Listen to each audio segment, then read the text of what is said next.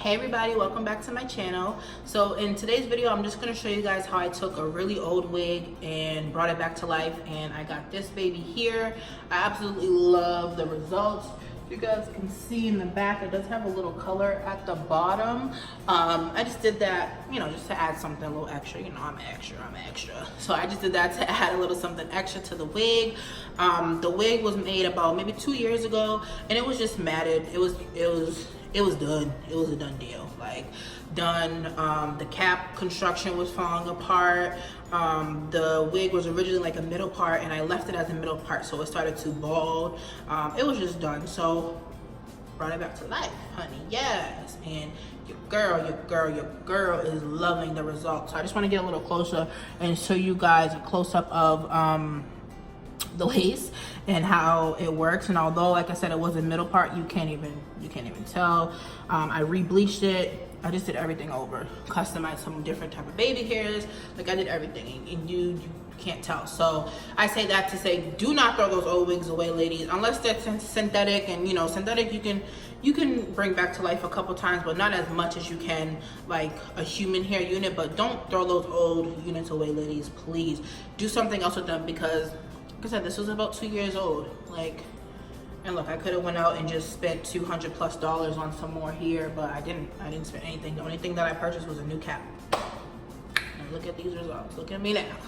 Oh, it's like, let me stop being silly. But I hope you guys enjoyed today's video. I hope it was helpful. I hope it inspires you not to throw those old wigs away and to reuse them.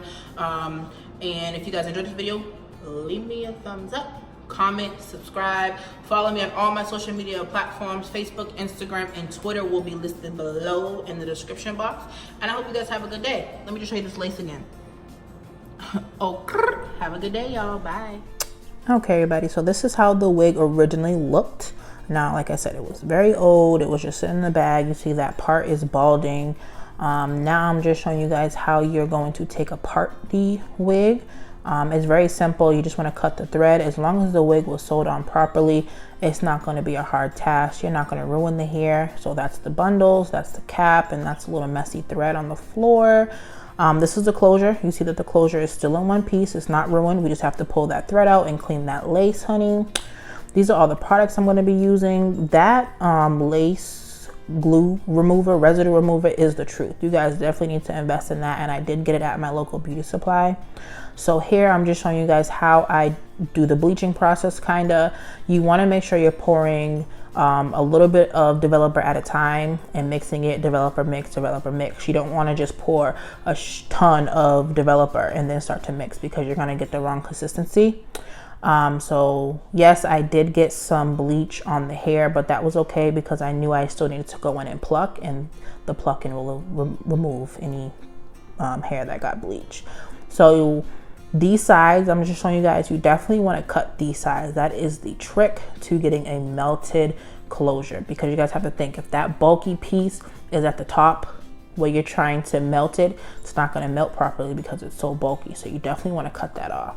So I'm showing you guys the lace tint that I'm using and the colors. Now, I'm neither of those colors, but when they mix together, they give you this perfect brown color here, and that matches my skin. So I am putting the closure on the wig cap a little slanted, and that's just because I'm going for a deep side part. So once you go ahead and start to sew your closure down, you want to make sure your closure is laying flat. Okay, flat. I cannot stress that enough. If your closure is not laying flat, you're going to have a bulky closure. Your wig is going to look a hot mess. Okay, a hot mess. So flat closure, put the pins down if you need to, and then start to sew.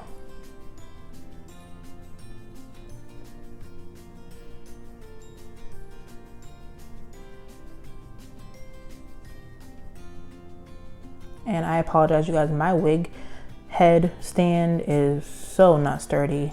Like, it's on a hardwood floor. I just need to invest in a better one. So if you guys know any wig stands that do not move like this, please let me know, because this is crazy.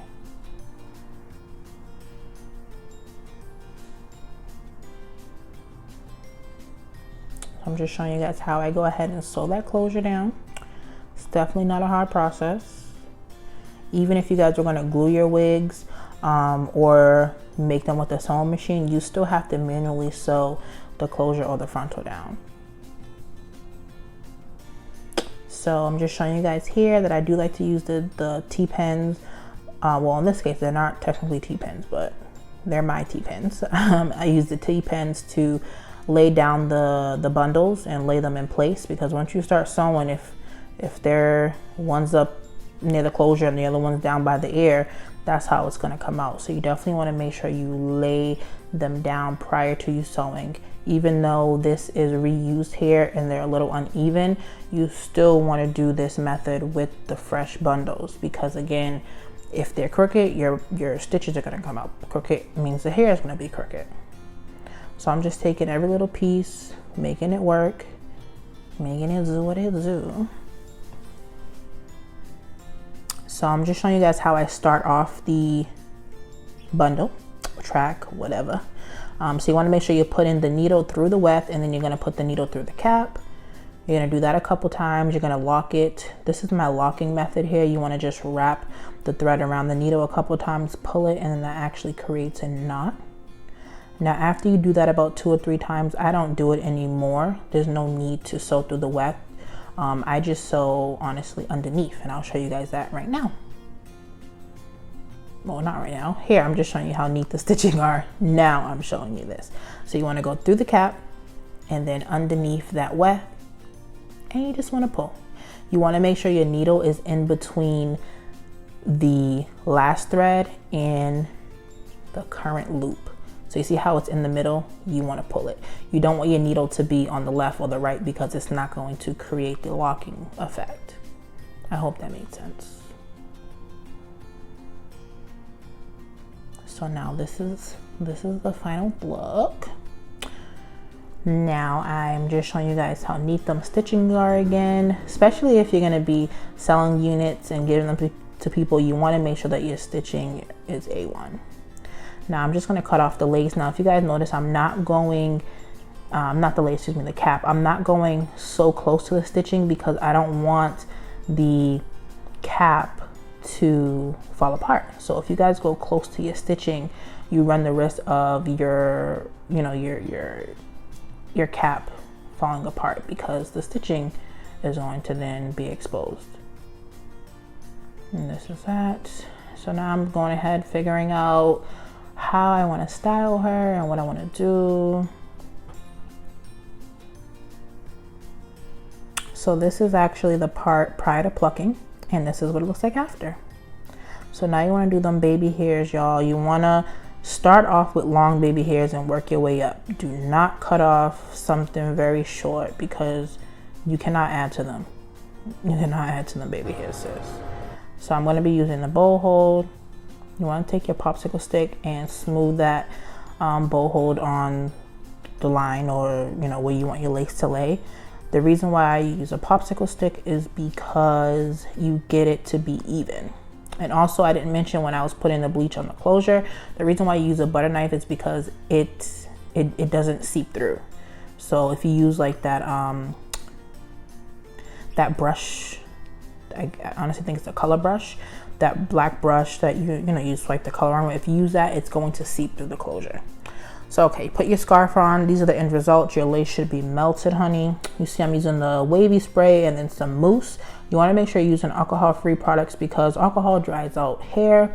That wavy spray is not alcohol-free, but oh my god, don't do that, y'all. Do not get spray in your eyes. But that wavy spray is not alcohol-free, so I honestly did not use a lot. I just damped the hair, and then I'll go ahead and saturate the hair in mousse.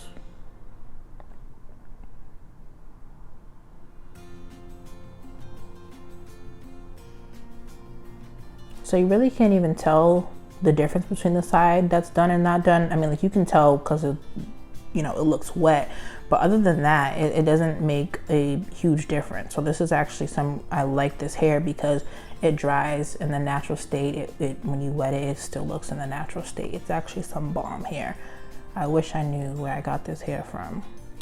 So okay, I'm gonna go ahead and put some concealer in the part. Some people like to use foundation, whatever floats your boat. But yes, look at her, she is done. I hope you guys enjoyed this video. Don't forget to like, comment, and subscribe. Have a good day.